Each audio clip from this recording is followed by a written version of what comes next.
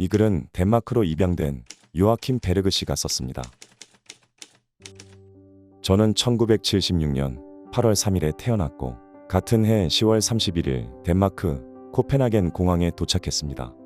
양부모님은 제가 부산의 한 경찰서 계단에서 고아로 발견됐고 부산에서 조금 떨어진 곳에 있는 남광보육원이라는 고아원에서 지냈다고 알고 계셨습니다.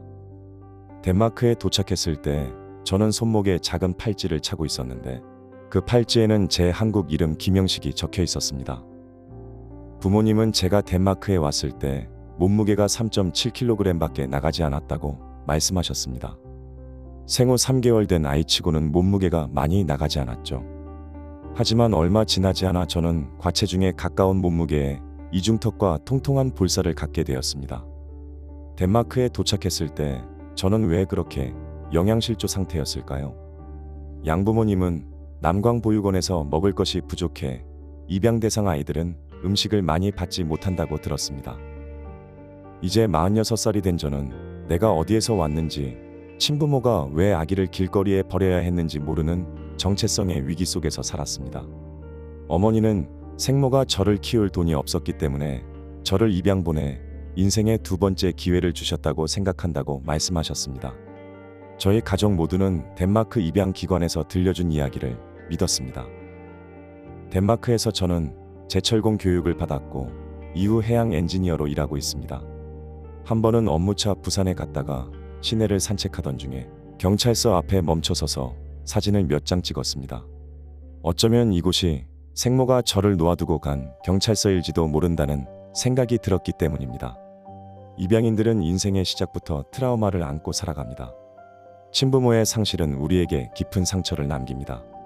다른 사람들, 심지어 가족들에게도 내가 느끼는 감정과 기분을 설명하기 어렵습니다.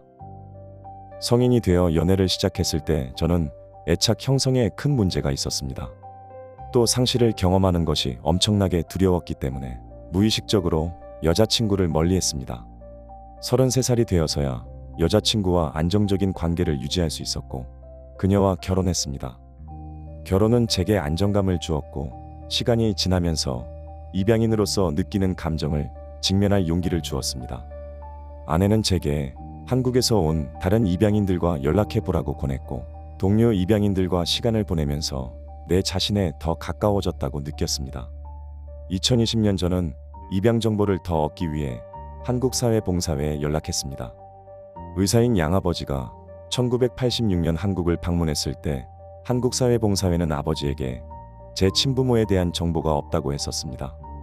그런데 한국사회봉사회가 이번에 보낸 답장에는 갑자기 모든 것을 뒤집어 놓을 정보가 담겼습니다.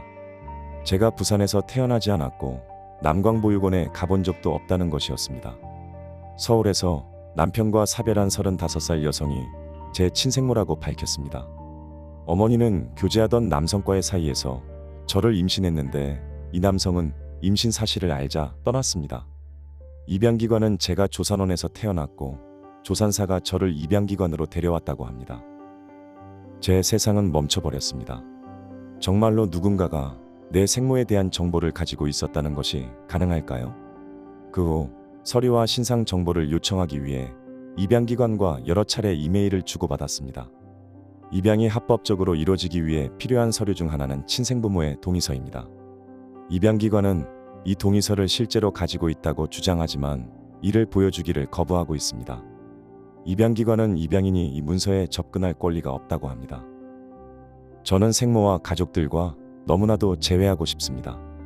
저를 입양 보낸 이유가 무엇인지, 정말 자발적으로 그런 결정을 한 것인지 물어볼 수 있는 기회가 있었으면 좋겠습니다.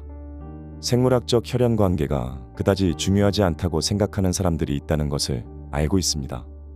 하지만 특정인과 연결이 끊어지면서 제 인생에는 공백이 생겼습니다. 마치 하늘에서 무작정 떨어진 사람 같습니다.